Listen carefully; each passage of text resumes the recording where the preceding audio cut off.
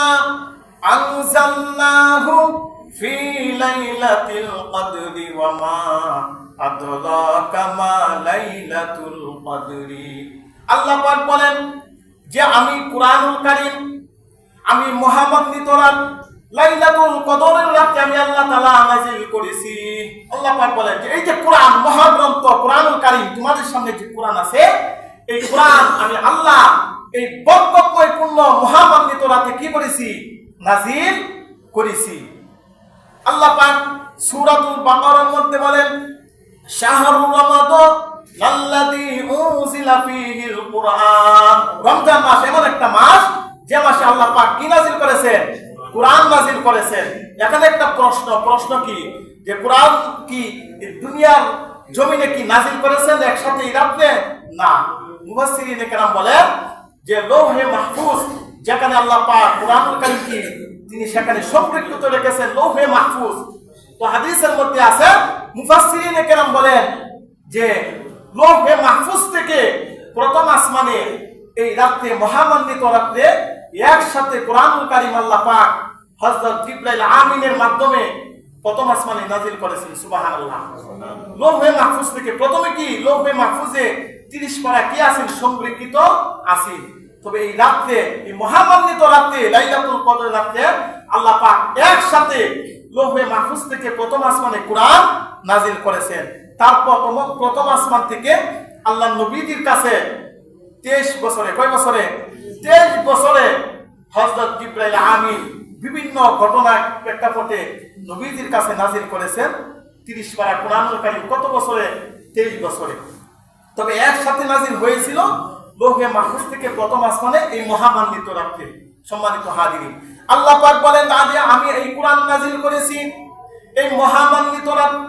আল্লাহ পাক তার প্রিয় হাবিবকে বলেন, হাবিব ওয়া মা আদরাকা মা লাইলাতুল কদর, আপনি কি জানেন লাইলাতুল কদর এটা কি? আল্লাহ পাক বলেন লাইলাতুল কদর, লাইলাতুল কদর এমন একটা রাত খায়রুম মিন আলফি শাহরিন, হাজার মাস ইবাদত করলে বান্দা যে সওয়াব পাবে, এই লাইলাতুল কদরে এক রাত যদি বান্দা আমল করে সে হাজার রাতের সওয়াব পেয়ে যাবে। সুবহানাল্লাহ। আল্লাহ পাক নিজেই তার হাবিবকে বলতেছেন, হাবিব এটা এমন একটা রাত, একটা মানুষ যদি লাগাতার যদি 1000 রাত যদি ইবাদত করে যে সওয়াব পাইবে, এই মহামন্ডিত এই রাতে যদি এক রাত যদি ইবাদত করে, 1000 রাত ইবাদত করলে যে সওয়াব, এই এক রাত ইবাদত করলে সেই সব আল্লাহ পাক আমলনামা দিয়ে দিবেন। সুবহানাল্লাহ। আল্লাহ পাক বলেন এই রাত শুধু এমনই না, আল্লাহ পাক বলেন তানাজ্জালুল মালাইকাতু ওয়ার রূহু ফিহা বিইজনি রাব্বিহিম মিন কুল্লি আমর। আল্লাহ পাক বলেন এই রাত এমন একটা রাত, এই রাতে আল্লাহ পাকের অগণিত হাজার হাজার লক্ষ লক্ষ ফেরেশতা দুনিয়ার মধ্যে চলে আসেন, রূহু এবং হযরত জিবরাইল আমিনও তিনি চলে আসেন। সুবহানাল্লাহ। হযরত জিবরাইল আমিন দুনিয়াতে যত নবী রাসূল পয়গম্বর ছিলেন সকলের কাছে কি ওহী নিয়ে আসতেন কি? হযরত জিবরাইল আমিন আলাইহিস সালাতু ওয়াস সালাম। নবীদের দরজা কি বন্ধ, নবী রাসূলদের দরজা বন্ধ, ওহী আসার দরজা বন্ধ। আল্লাহ পাক বলেন এই রাতে স্বয়ং জিবরাইল আমিনও দুনিয়া জমিনে চলে আসেন। সুবহানাল্লাহ। আল্লাহ পাক আয়াতের মধ্যে ফেরেশতার কথা উল্লেখ করেছেন এবং পাশাপাশি আলাদাভাবে হযরত জিবরাইল আমিনের কথা উল্লেখ করেছেন। এখানে আয়াতের মধ্যে মালাইকা অর্থ কি? ফেরেশতা। এটা বহু বচন, মানে কি 3-এর অধিক, শত, হাজার, লক্ষ। তাহলে ফেরেশতা, মালাইকা, জিবরাইল আমিনও কি ফেরেশতা। আল্লাহ পাক আলাদাভাবে রূহ, আল্লাহ পাক তাফসীরের মধ্যে রূহ শব্দ দ্বারা হযরত জিবরাইল আমিন ব্যক্ত করেছেন। আল্লাহ পাক জিবরাইলকে আলাদাভাবে উল্লেখ করেছেন কেন? আল্লাহ পাক হযরত জিবরাইল আমিনের যে আলাদাভাবে তার যে মর্যাদা আছে সেটা বোঝানোর জন্য হযরত জিবরাইল আমিন তিনি অন্যান্য নবী রাসূল যত আছে সবার কাছে ওহী নিয়ে আসতেন, উনার মাকাম কি অনেক উপরে। এজন্য আল্লাহ পাক আলাদাভাবে তিনি হযরত জিবরাইল আমিনের কথা উল্লেখ করেছেন। সম্মানিত হাজিরিন, এরা এমন একটা রাত যে রাতে লক্ষ লক্ষ ফেরেশতা নাযিল হয়। লক্ষ লক্ষ ফেরেশতা নাযিল হয়, তারা কি কারণে হয়? তো মুফাসসিরিনে কেরাম বলেন যে মসজিদে যারা ইবাদত করে, বাসা বাড়িতে যারা ইবাদত করে রাতে ফেরেশতা এসে তাদের সাথে মুসাফা করে, তাদেরকে আসে সালাম দেয়। সালামুন হিয়া হাত্তা মাতলাইল ফাজরি। এভাবে সুবে সাদিক আগ পর্যন্ত ফেরেশতা জমিনের মধ্যে থাকে। সুবহানাল্লাহ। রাতে অবতীর্ণ হয়, এভাবে ফজরে আগ পর্যন্ত ফেরেশতা কি জমিনের মধ্যে থাকে। যারা নামাজ পড়ে, যারা আল্লাহর গুণগান গায়, তাদের সাথে ফেরেশতা এসে কি মুসাফা করে, সালাম করে এবং তাদের উপর কি শান্তি বর্ষণ করে। এভাবে কোন পর্যন্ত থাকে?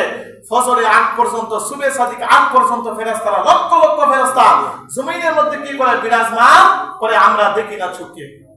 সম্মানিত হাজিরিন, এই রাতে যদি ইবাদত করি, ইবাদত করার ফজিলত কি, তার লাভ কি? হাদিসের মধ্যে আছে, মান ক্বামা লাইলাতুল কদরি ঈমানাও ওয়া ইহতিসাবান গুফিরা লাহু মা তাকদ্দামা মিন যামবিহি।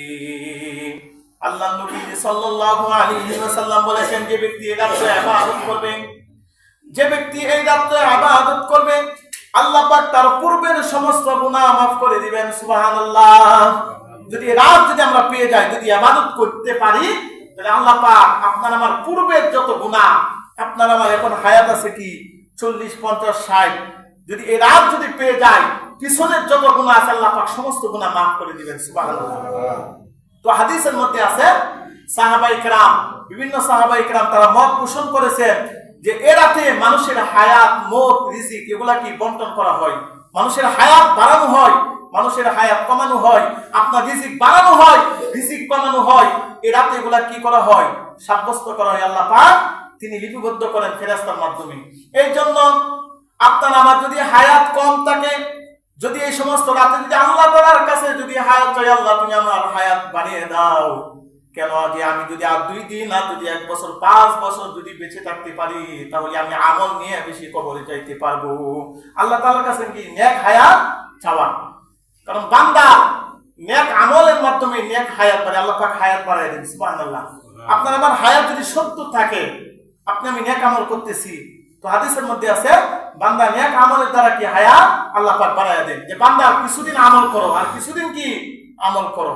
সম্মানিত হাজিরিন, যদি রাত যদি আমরা পেয়ে যাই, আর এই রাতে যদি আমরা ইবাদত করতে পারি, আল্লাহ পাক পিছনের সমস্ত গুনাহ মাফ করে দিবেন। আর এটা একমাত্র সম্ভব কি ইয়াতাকাফের মাধ্যমে।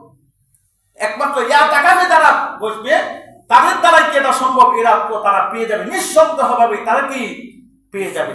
লাইলাতুল কদর, যে লাইলাতুল কদরের যে কখন হয়েছিল এবং কিভাবে বুঝবে যে এই রাতের একটা নিদর্শন আলামত কি, তো আল্লাহ নবী সাল্লাল্লাহু আলাইহি ওয়াসাল্লাম কিছু আলামত দেখে গেছেন যে এই রাতের যে লাইলাতুল কদর তোমরা কিভাবে বুঝবা যে আজকে রাতটা হয়েছে লাইলাতুল কদর।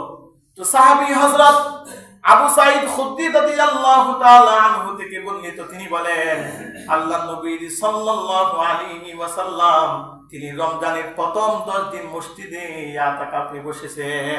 আল্লাহ নবী সাল্লাল্লাহু আলাইহি ওয়াসাল্লাম রমজানের প্রথম 10 দিন ইআতিকাফে বসেছেন মসজিদে। আমরাও নবীর সাথে কি ইআতিকাফে বসেছি। সাহাবী বলেন আমরা নবীর সাথে প্রথম 10 দিন কি ইআতিকাফে বসেছি। প্রথম 10 দিন শেষ না হতে হযরত জিবরাইল আমিন আয়েশা হাজির, ইয়া রাসূলুল্লাহ আপনি যে শবে কদর এই যে রাত আপনি তালাশ করতেছেন, প্রথম 10 দিন তালাশ করতে আপনি পাবেন না, আপনি সামনে রাতগুলাতে তালাশ করেন, আপনি পেয়ে যাবেন। সুবহানাল্লাহ। আল্লাহ পাক তিনি কি জানেন না যে তার প্রিয় হাবিব এত কষ্ট করে ইবাদত করতেছে, সারাদিন কোরআন তেলাওয়াত করে, নফল নামাজ পড়ে, আবার রাতে কি করে তারাবি আছে, নফল নামাজ, কোরআন তেলাওয়াত, জিকির, আল্লাহ পাক সবই তো দেখতেছেন। আল্লাহ পাকের কাছে ভালো লাগতেছে আমার হাবিব কোরআন তেলাওয়াত করতেছে, নামাজ পড়তেছে, নফল ইবাদত করতেছে, আল্লাহ পাকের কাছে ভালো লাগতেছে। আল্লাহ পাক জিবরাইল আমিনকে পাঠিয়ে দিয়েছেন, যাও হাবিবকে গিয়া বলো যে তুমি যে এই রাত যে তালাশ করতেছো শবে কদর, এই প্রথম 10 দিনের ভিতরে এই রাত নাই, সামনে তুমি তালাশ করো। তারপর আল্লাহ পাক নির্দিষ্টভাবে কি বলে দেন নাই, কারণ দামি একটা জিনিস সহজে কিন্তু পাওয়া যায় না, একটু কষ্ট হাসিল করতে। জান্নাত খুবই দামি একটা জিনিস। হ্যাঁ, আমরা জানি জান্নাতের নাজ নিয়ামতের কিন্তু অভাব নাই। সেই জান্নাতে যাইতে হলে দুনিয়াতে আমরা নামাজ পড়তে হবে, আল্লাহর হুকুম মানতে হবে। এই জন্য দামি জিনিস পাইতে হলে এরকম কি কষ্ট করতে হবে। হযরত জিবরাইল আমিন বলতেছেন, ইয়া রাসূলুল্লাহ আপনি যে প্রথম 10 দিন তালাশ করেছেন লাইলাতুল কদর, এই লাইলাতুল কদর প্রথম 10 দিনে পাইবেন না, সামনে তালাশ করতে থাকেন। তখন হাদিসের মধ্যে আছে আল্লাহর নবীজি মাঝের 10 দিনও তিনি ইয়াতাকাফে বসেছেন। সুবহানাল্লাহ। সাহাবায়ে কেরাম যারা ছিল তারাও কি নবীজির পাগল ছিলেন?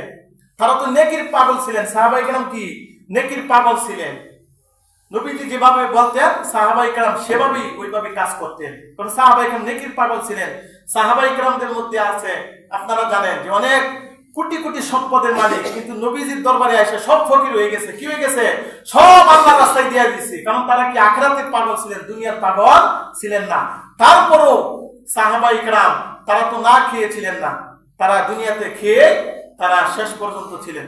সম্মানিত হাজিরিন, সাহাবায়ে কেরাম নবীজির সাথে ইয়াতাকাফে ছিলেন মসজিদে। এভাবে মাঝের 10 দিনও যখন চলে গেছেন, 20 রমজানের আগে হযরত জিবরাইল আমিন আয়েশা হাজির, ইয়া রাসূলুল্লাহ, আপনি যে লাইলাতুল কদর তালাশ করতেছেন, আপনি এই 10 দিনও পাইবেন না, সামনে তালাশ করেন। সুবহানাল্লাহ। আল্লাহর নবীজি সাল্লাল্লাহু আলাইহি ওয়াসাল্লাম তিনি ওই দিন ঘুমিয়ে গেলেন। রাতে স্বপ্নে দেখলেন যে আকাশ মেঘাচ্ছন্ন হয়ে গেছে। দেখেন আকাশ এত পরিষ্কার, জ্বলজ্বল করতেছে আকাশ, নক্ষত্রগুলা স্পষ্টভাবে দেখা যাইতেছে। হঠাৎ করে দেখেন আকাশ মেঘাচ্ছন্ন হয়ে বৃষ্টি পড়তেছে। সুবহানাল্লাহ। নবীজি স্বপ্নে দেখতেছেন, বিষ্ণুরাতে নবীজি স্বপ্নে দেখতেছেন যে আকাশ কি হয়ে গেছে, হঠাৎ করে মেঘাচ্ছন্ন হয়ে বৃষ্টি পড়তেছে। আর এসে বৃষ্টির পানি কি মসজিদে নববীর ভিতরে পড়তেছে। এখন তো মসজিদে নববী খুব ভালো, আর আগে কি মসজিদে নববীর ছাদ ছিল কি খেজুরের শুকনা পাতা তৈরি খেজুরের ছাদ ছিল। তো এইভাবে ছাদ দিছে, মসজিদের ভিতরে পানি পড়ে মসজিদের ভিতরে কি কাদাযুক্ত হয়ে গেছে, পানি জমে গেছে। আল্লাহর নবী সাল্লাল্লাহু আলাইহি ওয়াসাল্লাম তিনি স্বপ্নে দেখতেছেন যে মসজিদের ভিতরে পানি পড়ে মসজিদ কাদাযুক্ত হয়ে গেছে। নবীজি এখানে সেজদা করেছেন, কাদার উপর সেজদা করেছেন। তো নবীজির ঘুম ভাঙলেন, সাহাবায়ে কেরামদেরকে ডাক দিলেন, সাহাবীরা দিকে আসো। সাহাবায়ে কেরাম আসলেন, নবীজি বললেন সাহাবায়ে কেরামদেরকে যে আমি তো স্বপ্নে দেখেছি সবে কদর, তো আল্লাহ পাক তিনি আমাকে দেখিয়ে দিয়েছেন তা হলো রমজানের শেষের দশকে বেজুর রাতে। সুবহানাল্লাহ। আল্লাহ পাক স্বপ্নে দেখিয়ে দিয়েছেন যে রমজানের শেষ দশকের বেজুরের রাতে তোমরা তালাশ করো।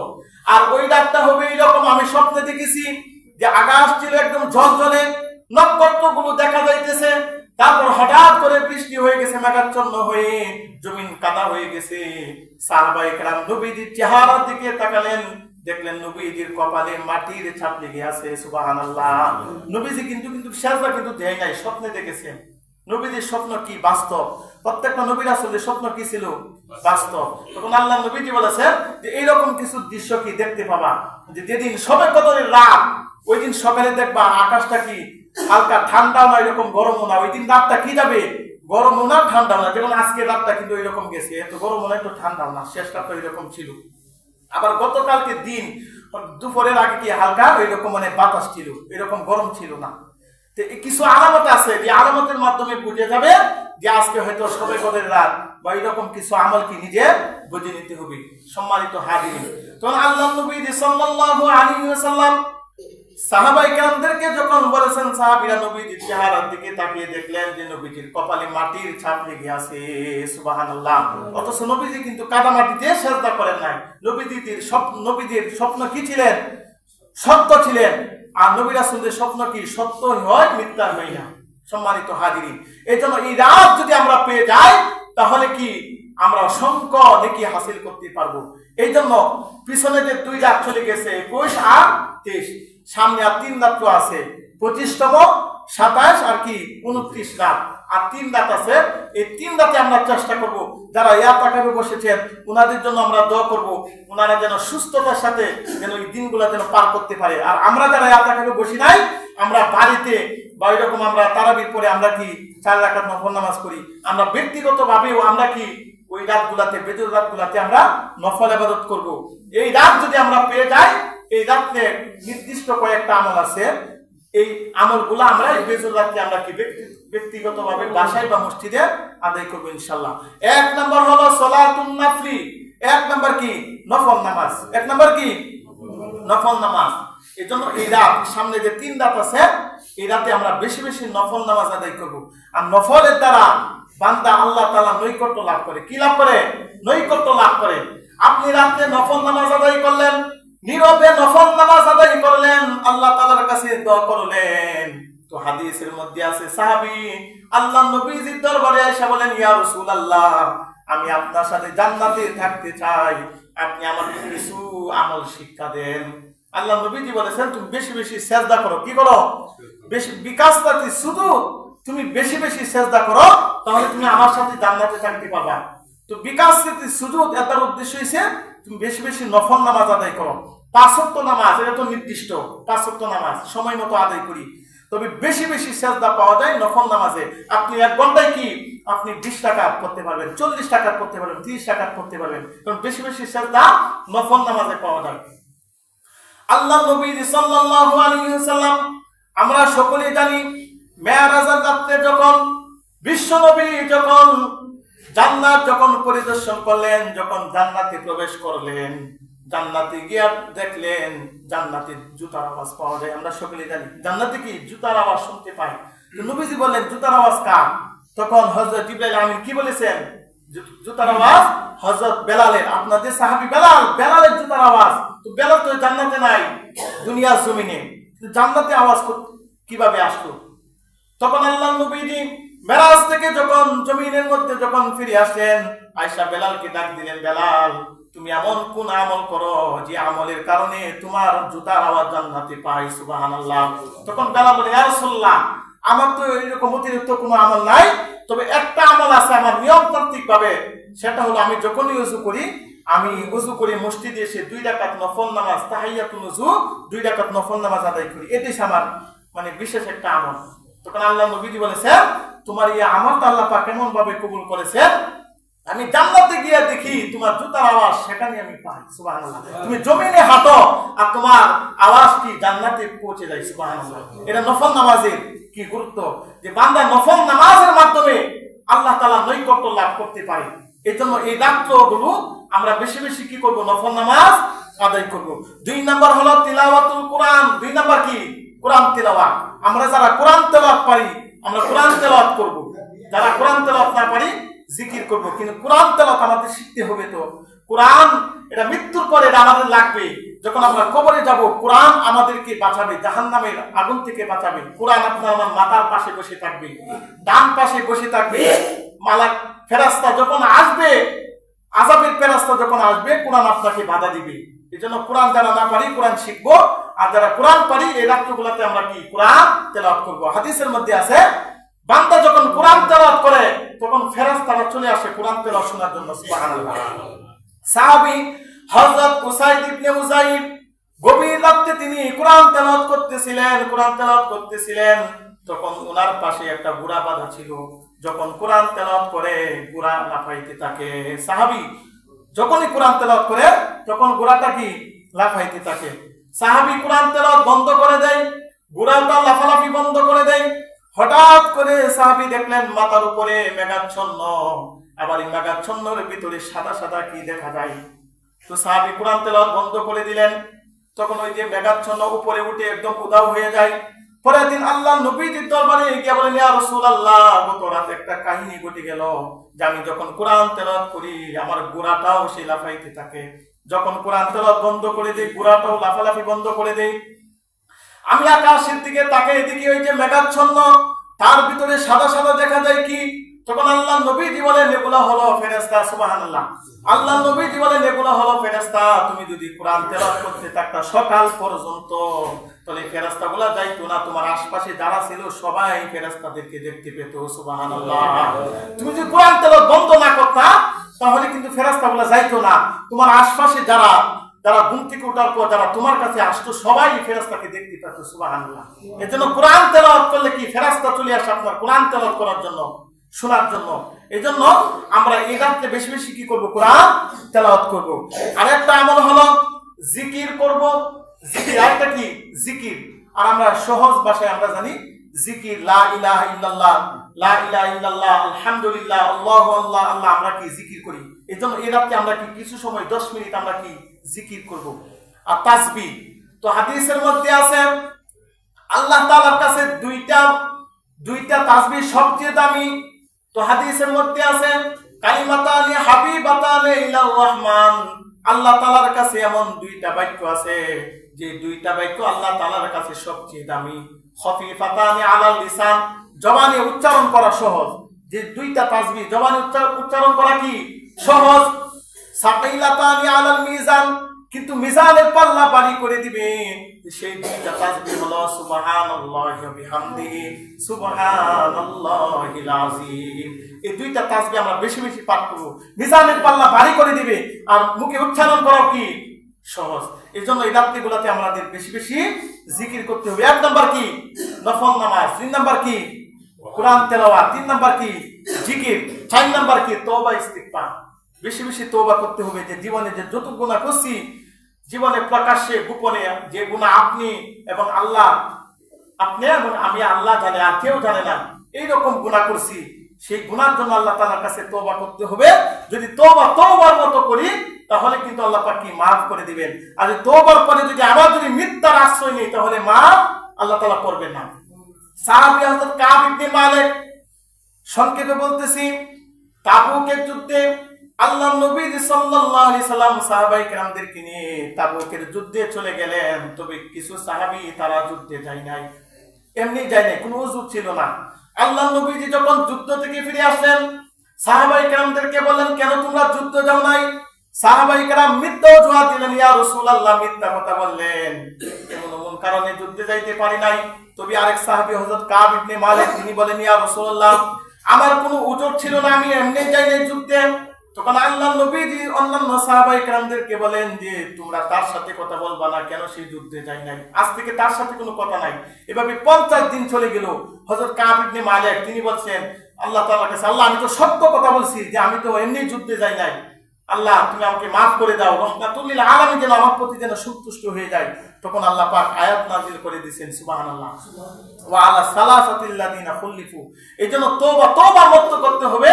তওবার পিছনে কোনো মিথ্যার আশ্রয় নেওয়া যাবে না, যে আমি এখন তওবা করতেছি, পিছনে আবার এই গুনাহ করব, পিছনে এই অন্যায়টা করব, এরকম মিথ্যার আশ্রয় দেওয়া যাবে না আল্লাহ তাআলার কাছে। এইজন্য আল্লাহ তাআলার কাছে খাঁটি দিলে তওবা করব, আল্লাহ পাক মাফ করে দিবেন, সুবহানাল্লাহ। 5 নাম্বার হলো দোয়া। 5 নাম্বার কি দোয়া, আল্লাহ তাআলার কাছে দোয়া করব।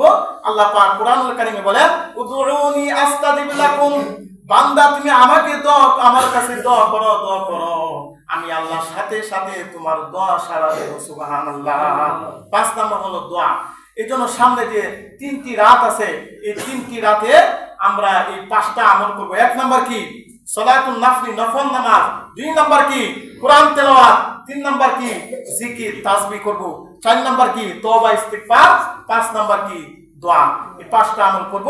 আল্লাহ পাক আমাদের সবাইকে সামনের রাতগুলোকে গুরুত্ব সহকারে আমলের মাধ্যমে আমাদেরকে কাটানো তৌফিক দান করেন। পরিশেষে বলবো, যারা ইয়াতাকাফে বসেছেন আমরা তাদের জন্য দোয়া করব। কেন আজকে ওনারা যদি মসজিদে না বসতেন তাহলে আমরা মহল্লা যারা ছিলাম সবাই কিন্তু কি গুনাহগার হইতাম। এই জন্য ওনাদের জন্য আল্লাহ পাক তিনি আমাদেরকে মাফ করে দিবেন। এই জন্য ওনাদের জন্য দোয়া করব, যেন সুস্থতার সাথে বাকি যে দিনগুলো আছে যেন তারা আমলের মাধ্যমে যেন তারা দিনগুলো অতিবাহিত করতে পারে। আল্লাহ পাক আমাদের সবাইকে কবুল করেন, আমাদেরকে আমলের মাধ্যমে, ঈমানের মাধ্যমে নিজের জিন্দেগি সাজিয়ে আখিরাতের অসংখ্য নাজ নিয়ামত আমাদেরকে হাসিল করার তৌফিক দান করেন। ওয়া আখিরু দাওয়ানা আলহামদুলিল্লাহি রাব্বিল